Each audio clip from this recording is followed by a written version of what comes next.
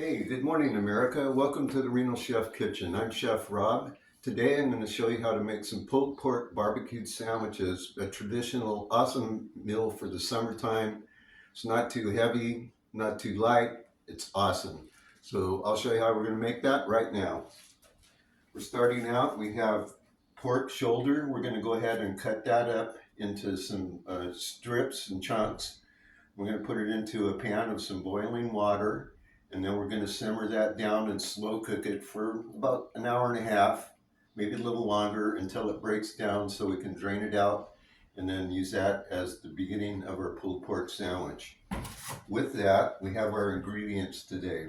We have low sodium, important, barbecue sauce, some olive oil, some French rolls that we're going to end up using for the sandwich, a cucumber, some red onions, some red and green bell peppers, a green chili pepper, a habanero, and a green poblano.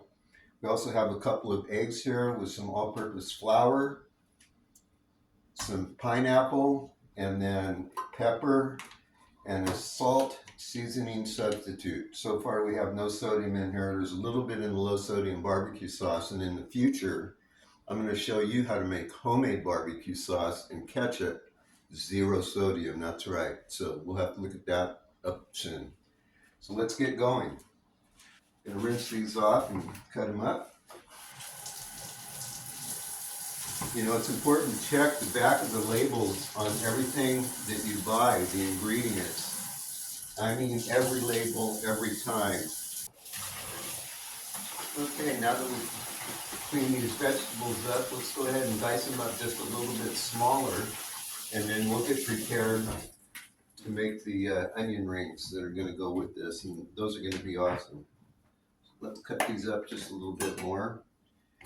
You know, I love the color in these for the presentation. Everybody will appreciate it, and it'll really impart some great flavor. So we'll just cut those down a little bit more. You know, the other day I was talking to my granddaughter, and I knew she was eating something, so I asked her, hey, what are you eating? And she says, I'm having pistachios and sauce, Grandpa. And I'm like, what?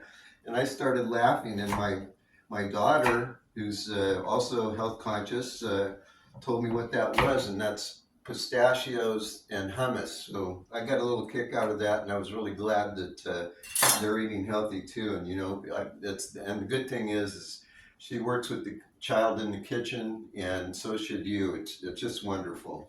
So let's go ahead and put these back in here. We'll save those to go into the pulled pork when we get the barbecue sauce in there, and those will be ready to go. So now we're going to go ahead and cut the onion rings and get those ready. Again, you want to get a big onion ring because these will help you to get the quality of the onion rings you want. You know, like the big ones that you get at the store. So we'll clean that down. You know, and it's so important again to read the label on the back of the everything that you're putting into your food. And it's kind of surprising over time. Some of the friends that I hang out with, they come over, and at first when I was trying to learn how to cook food sodium free, it was pretty difficult because they would know and had no flavor. But over time you learn there's a lot of substitutes for sodium and a lot of vegetables and produce that can combine together to give you that flavor and that satisfaction you need. And so one day recently I was over at somebody's house, and they were checking out the labels on the back of the ingredients, and that made my day. And we should all do that. You know, a little bit of effort now and eating healthy will save us from a lot of medical problems later, hopefully. But again, while I'm doing this, I want to remind you how important it is to check with your dietitian and your professional healthcare providers who take care of you. You really shouldn't take any medical advice off the internet, and none from me included. This is just suggestions for entertainment purposes, but it's also to get you to think about the ingredients that are going in that you're consuming. Check the label all the time, and you'll be happy in the end. Your nephrologist, your dialysis center nutritionist, and your GP doctor will be proud of you. And you'll start seeing some results. You'll start feeling good. So let's go ahead and get these going. I'm going to break these up.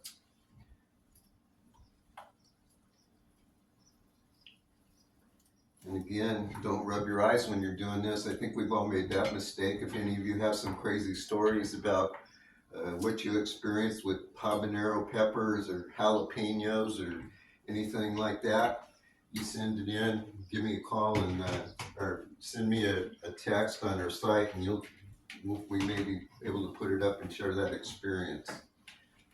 Okay, we'll rinse these off too. Next thing we're going to do is we're going to go ahead and get our flour and egg wash ready, and then start a pan of some vegetable oil to cook the onion rings in and the zucchini. So we'll get that going right now.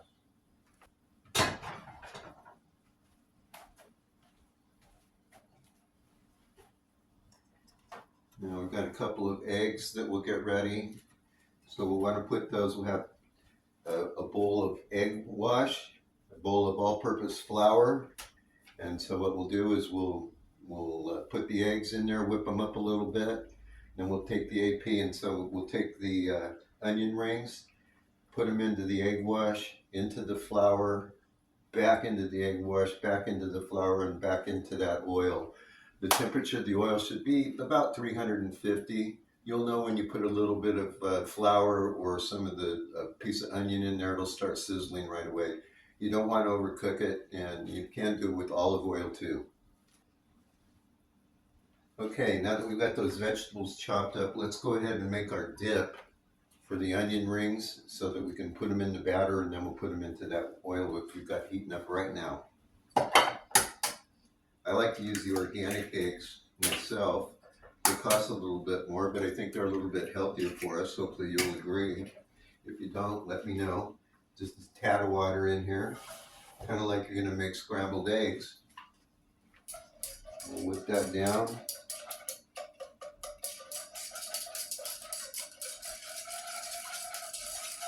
So it's nice and consistent. Got that ready?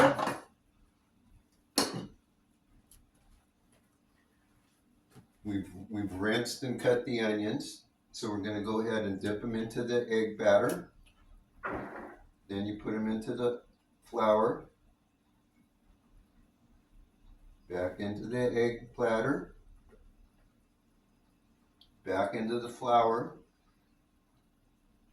This will give them a nice coating and help them stick while you're cooking them. And we'll continue doing that. Into the egg wash, some more flour, back in, and so forth. And so far, again, we haven't used any sodium. I know some of you salt lovers will want some of this on some of these onion rings and stuff when you're done, but that's why if you have guests over, just put the sodium out on the table for those guests who are healthy and can eat sodium, and have them make the option of checking, because hopefully they're checking the labels and monitoring everything they're eating too. So these are coming along pretty good. I like to use red onions as opposed to the white, and but if you want to do a big onion bloom too, the Vidalia onions are a good choice also. And this is working out just about perfect, not wasting anything. We're trying to save a little bit of money here. I figure the end result of this is going to be 6 barbecue sandwiches, pretty healthy considering they've got barbecue, and all for 6 people, and total cost is going to be about around $3 a person, I think. So that's kind of handy in today's environment. Everything going up. So I know, especially if you have a lot of family members, you really need to be health conscious and cost conscious. And doing this at home in the kitchen, you can make some great food, and it'll be fantastic. So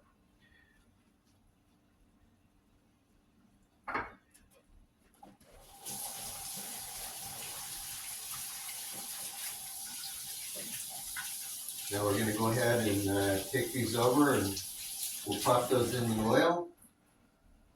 Now I like to leave some of mine where there's a little bit showing sometimes.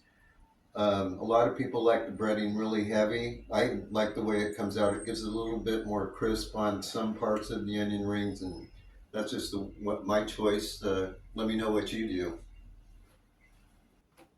Okay, now that we have our oil at about 350 degrees, we're going to go ahead and slowly put these in.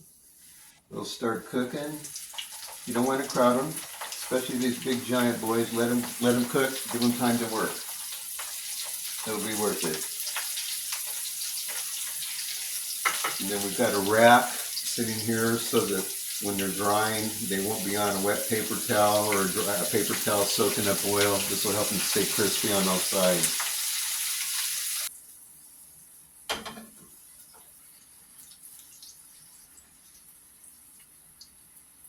That looks pretty good to me. These are the rusty. They're not your average fast food restaurant onion rings. Make these with a little bit of leaven, and they're going to be good.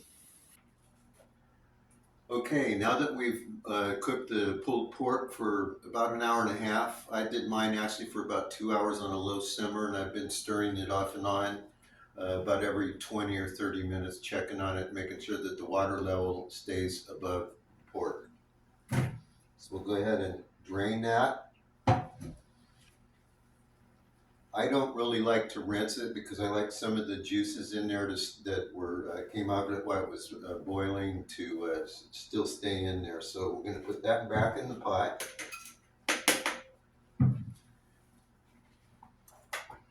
And we're going to go ahead and mix in some of our vegetables.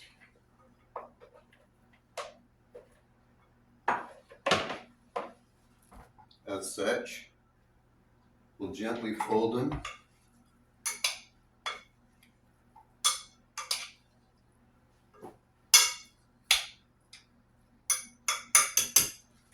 And then we'll add the barbecue sauce.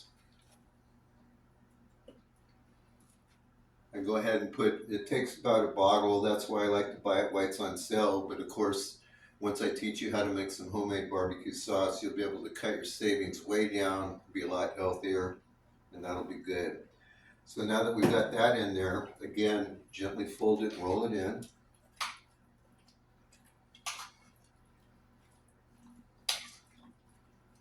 And then if we need to go back and add a little bit of moisture to this as we're going along, we can add a little bit of more water to it if it's too dried out. I'm going to put just a little bit more moisture in here.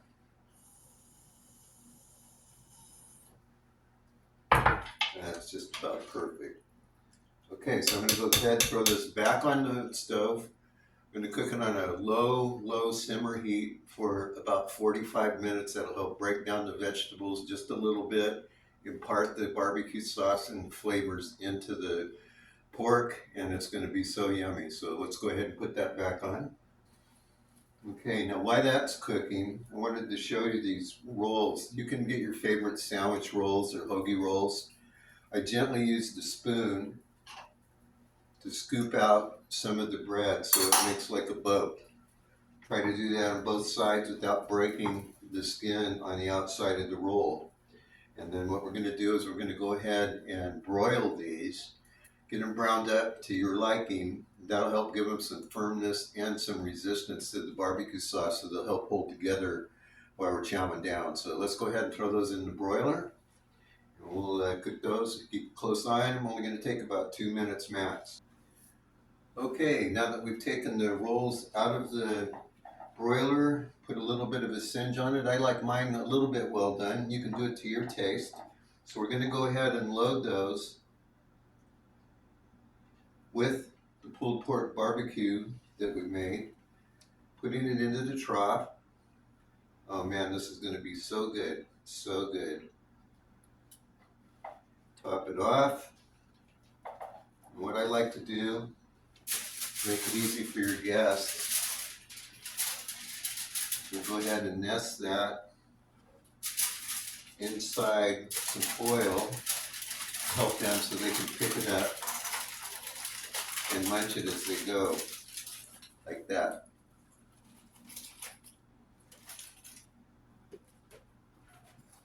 And they've got their onion rings on the plate. We're going to go ahead and add a couple of pineapples on there to go with that.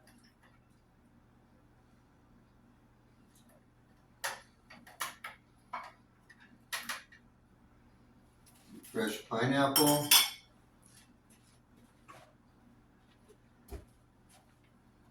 And then some of our Asian salad.